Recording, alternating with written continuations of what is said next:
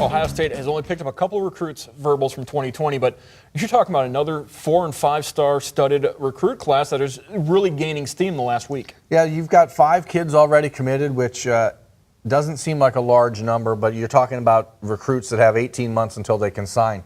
And the real important thing here is that this group, as opposed to the Ohio State 2019 group, is extremely vocal and active on social media. And when you're talking about 16-year-old kids, 17-year-old kids, that relationship with your peers makes such a difference as far as getting to know one another and building that rapport early. The Ohio State 2019 class has not had that vocal leader, and the 2020 class now has 5 of them. And they've got 3 offensive linemen, including the nation's best offensive tackle, committed.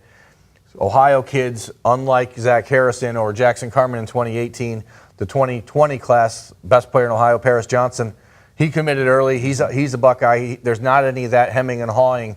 That's sort of become the hallmark of top-tier recruits in Ohio in the last few years. Certainly out of Ohio, Emory Jones, a guy who committed early to Ohio State, ended up being flipped. Is there much concern about any of these 2020 kids being flipped at this point? No, I don't think there is yet. I mean, one reason for that is because 3 of them are offensive linemen, and it is a much different recruit as an offensive lineman as opposed to a quarterback like Emory Jones, who was from Georgia in the 2018 class. And the quarterbacks get a lot of love. The offensive linemen, they want to buckle down, they want to lock it in, and they want to start building around them. So right now you have 3 offensive linemen, you have a quarterback in Jack Miller from Arizona. I think the Buckeyes will take a second quarterback at some point, so I think it will be interesting to see how Miller responds to that when it does happen. I think that they're being forthright with him, but it's still always a little bit uncomfortable for a kid to know, hey, we're going to take somebody else at that position. But the depth chart kind of requires that they do.